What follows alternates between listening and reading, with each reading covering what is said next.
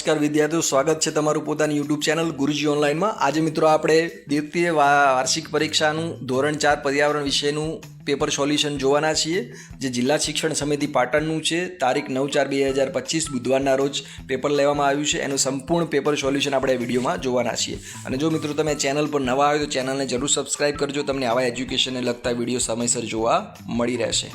તો ચાલો મિત્રો શરૂ કરીએ આજનું પેપર સોલ્યુશન। પ્રથમ પ્રશ્ન છે વર્ગીકરણ કરો। તો અહીંયા મિત્રો 3 સ્વાદ આપ્યા છે કોઠાની અંદર, તીખો, ગળ્યો અને ખાટો, અને ઉપર આપણને વિકલ્પો આપ્યા છે, એના આપણે વર્ગીકરણ કરવાનું છે। તો તીખાની અંદર આવશે મરચું અને મરી, ત્યારબાદ ગળ્યા સ્વાદની અંદર આવશે ખાંડ અને ગોળ, અને છેલ્લો જે ખાટો સ્વાદ છે એની અંદર આવશે આંબલી અને લીંબુ। એના અથવામાં આપેલું છે કે નીચે આપેલા મસાલાનો ઉપયોગ જણાવો, બરાબર। તો પહેલું આપ્યું છે આદુ। તો આદુનો ઉપયોગ આપણે જોઈએ તો શરદીને ઉધરસમાં ઉપયોગી થાય છે। ખાંડ તો મીઠાશ આપવા માટે ઉપયોગી થાય છે, એટલે કે ચાની અંદર। ત્રીજું જોઈએ મરચું, તો ભોજનને તીખાશ આપવા માટે એનો ઉપયોગ થાય છે। પ્રશ્ન 2 જોઈએ, માગ્યા મુજબ કરો, મને ઓળખો। તો એની અંદર પહેલું છે હું પાંદડા સીવીને માળો બનાવું છું, તેનો જવાબ આવશે દરજીડો। પ્રશ્ન 2 જોઈએ, પક્ષીઓ તેમની ચાંચનો ઉપયોગ કયા કયા કામોમાં કરે છે? તો પક્ષીઓ ચાંચનો ઉપયોગ ખોરાક ખાવા, માળો બનાવવા, પાંખ સાફ કરવા અને બચ્ચાને ખોરાક ખવડાવવા માટે કરે છે। પ્રશ્ન 3 જોઈએ, સૂચના મુજબ કરો। તો પહેલી છે ખાલી જગ્યા, આપણું રાષ્ટ્રીય પક્ષી ખાલી જગ્યા છે। તો આપણે સૌને આવડે છે મિત્રો, જવાબ આવશે મોર। પ્રશ્ન 2 જોઈએ, નીચેના પ્રશ્નોના જવાબ લખો। વારંવાર સ્થળાંતર કરવાથી કઈ કઈ તકલીફો પડે છે? તો જવાબ આવશે વારંવાર સ્થળાંતર કરવાથી બાળકોને નવી શાળામાં ભણવું પડે છે અને મિત્રો છોડવા પડે છે, નવા મિત્રો બનાવવા અને શાળામાં એડજસ્ટ થવામાં સમય લાગે છે, ઘરનું બધું સામાન ખસેડવું મુશ્કેલ હોય છે, ક્યારેક મમ્મી પપ્પાને નવું કામ શોધવું પડે, આથી પરિવારમાં તકલીફો થાય છે। બીજો પ્રશ્ન છે, શૌચાલયની સ્વચ્છતા રાખવા શું કરશો? તો શૌચ બાદ ડોલ ભરી પાણી રેડીશ, રોજ સાફ કરવું, એસિડ ફિનાઇલથી સાફ કરીશ, અન્યને સાફ રાખવા। પહેલો પ્રશ્ન છે, પટોળાના તાણા અને વાણા કાચા કે પાકા રંગોથી રંગવામાં આવે છે? તો પાકા રંગથી રંગવામાં આવે છે, એટલે કાચા શબ્દ ચેકી દેશું। એની અંદર બીજો પ્રશ્ન જો, નીચેલા આપેલા વિધાનો ખરા છે કે ખોટા તે જણાવો। પહેલું, મીનાબેનને કપડાં સીવડાવવા છે તો તે દરજી પાસે જશે, તો સાચું આવશે। કપડાં સીવવાનું કામ કોણ કરે છે? દરજી, તો એ સાચું વાક્ય છે। બીજું જોઈએ, રમેશભાઈને બારી બારણા બનાવવા છે તો તે સોની પાસે જશે, તો ખોટું। રમેશભાઈ બારી બારણા બનાવવા હોય તો સુથાર પાસે જવું પડે, સોની એ ઘરેણાં ઘડવાનું કામ કરે છે, એટલે બીજું વિધાન છે ખોટું આવશે। ત્યારબાદ પ્રશ્ન 3 જોઈએ, ઓજારનું નામ જણાવી તેનો ઉપયોગ જણાવો। તો અહીંયા એક ચિત્ર આપેલું છે, તે ઓજારનું નામ આવશે હળ, અને એનો ઉપયોગ ખેતરની જમીન ખેડવા માટે એનો ઉપયોગ થાય છે। 5મો પ્રશ્ન જોઈએ, કૌંસમાંથી યોગ્ય વિકલ્પ પસંદ કરી ખાલી જગ્યા પૂરો। ઘાસ કાપવા માટે ખાલી જગ્યાનો ઉપયોગ થાય છે, દાંતરડું કે હળ? તો જવાબ આવશે દાંતરડું।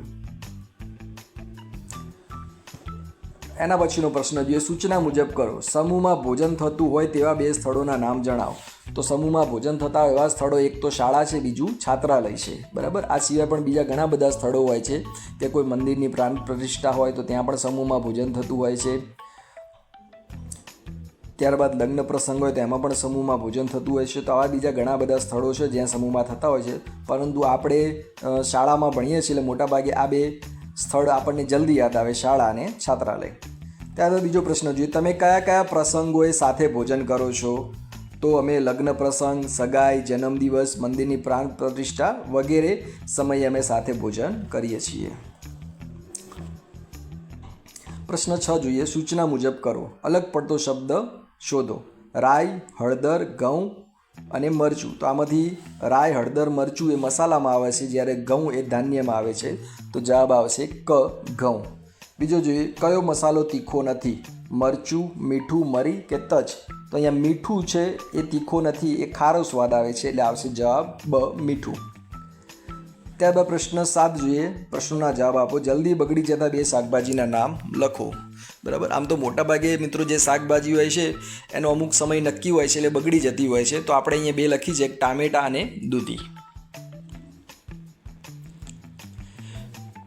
બીજો પ્રશ્ન, શાકભાજી બગડી ગયા છે તે કેવી રીતે ખબર પડે? તો શાકભાજી બગડી જાય ત્યારે તેનો રંગ બદલાઈ જાય છે, દુર્ગંધ આવે છે, અને તે નરમ કે લીસું લાગી શકે છે। અથવાની અંદર પ્રશ્ન છે, કાચિયો ઉનાળામાં શાકભાજી પર વારંવાર પાણી કેમ છાંટે છે? તો કાચિયો ઉનાળામાં શાકભાજી પર વારંવાર પાણી છાંટે છે કે જેથી શાકભાજી તાજી રહે અને સુકાઈ ન જાય.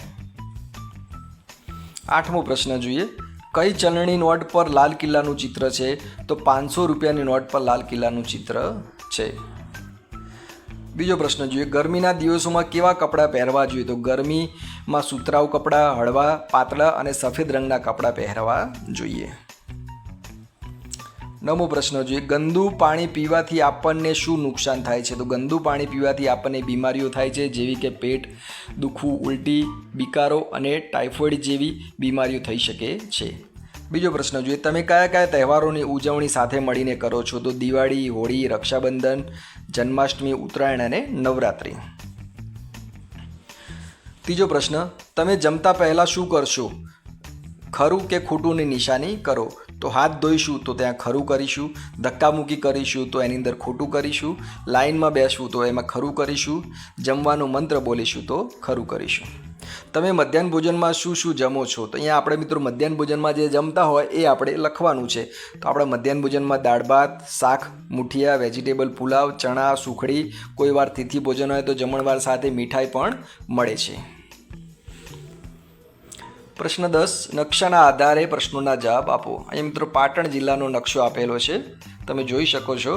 અહીંયા અલગ અલગ તાલુકા દર્શાવેલા છે, એના આધારે આપણે પ્રશ્નોના જવાબ આપવાના છે. તો પાટણ તાલુકાના પડોશી તાલુકા જણાવો. તો અહીંયા મિત્રો નકશામાં તમે જોઈ શકો છો પાટણ તાલુકો અને એના પડોશી એટલે જે એની હદ સાથે જોડાવેલા એ તાલુકા કયા કયા છે? તો અહીંયા આપણે હારીજ છે, ચાણસ્મા છે, સિદ્ધપુર છે અને બાજુમાં સરસ્વતી પણ આપેલો છે. વિસ્તારની દ્રષ્ટિએ સૌથી મોટો તાલુકો કયો છે? તો નકશામાં વિસ્તારની દ્રષ્ટિએ જોવા જઈએ મિત્રો આપણે તો આપણો સાંતલપુર તાલુકો સૌથી મોટો વિસ્તારની દ્રષ્ટિએ છે. પાટણ તાલુકાથી સાંતલપુર તાલુકો નજીક છે કે સમી તાલુકો?